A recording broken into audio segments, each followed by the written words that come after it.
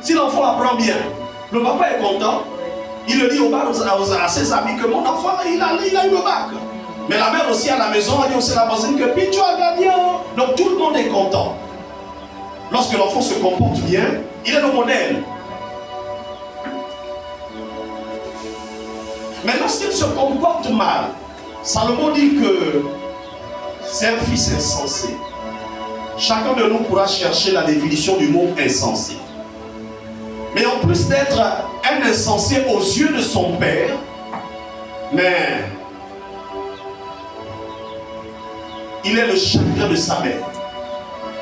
Au lieu que ça soit la joie, c'est le chagrin que la maman va avoir.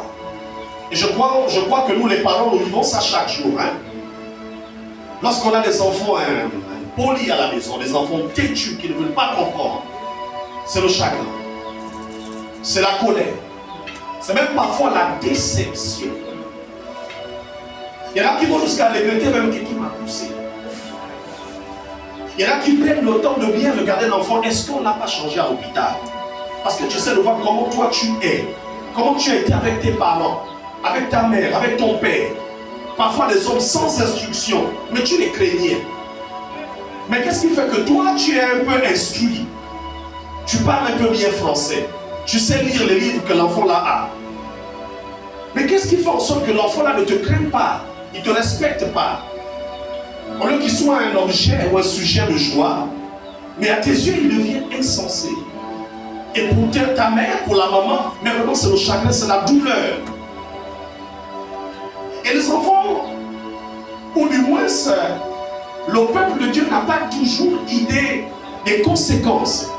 Déjà entre nous humains, le fait qu'on soit toujours à l'origine de la colère de l'autre, on ne sait pas qu'on est en train de créer une maladie grave dans le corps de l'autre. C'est-à-dire l'enfant qui fait toujours pleurer sa mère, son père, qui est toujours en train de créer des soucis, des problèmes, il ne sait pas qu'il pousse petit à petit son père ou sa mère à la tombe.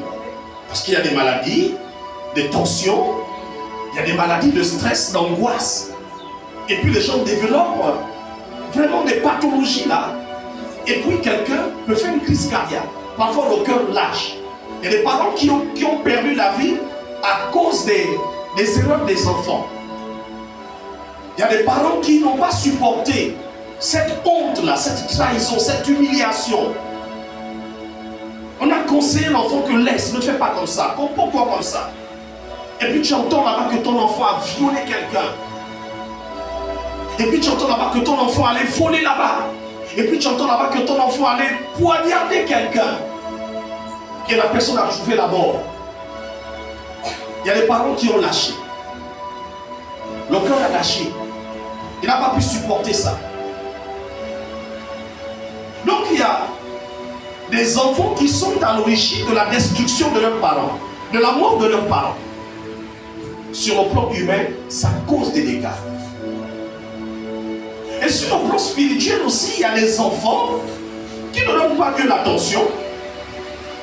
Parce que Dieu ne peut pas se suicider. Il n'aura pas de crise cardiaque. Mais le problème, c'est que cette position que nous adoptons aux yeux de Dieu, c'est notre propre malédiction. C'est comme si nous nous maudissons nous-mêmes.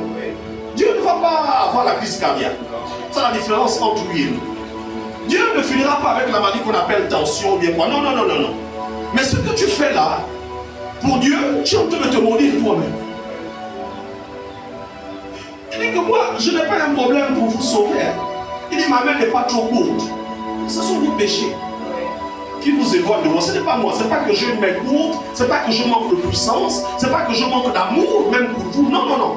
Ce sont vos œuvres. C'est en ça qu'on est d'accord.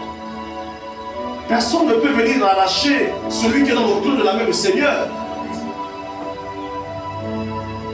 Mais les gens peuvent se disqualifier eux-mêmes. Eux-mêmes, ils se disqualifient.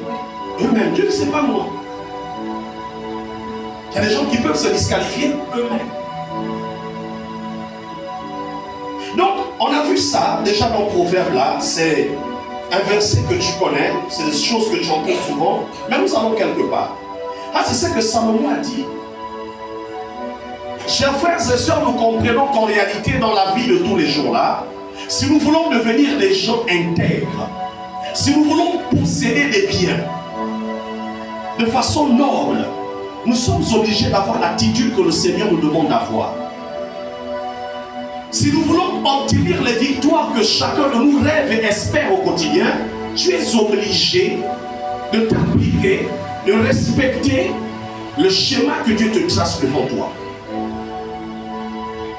Sinon, tu peux gagner de l'argent sans suivre les voies de Dieu. Oui, tu peux gagner de l'argent.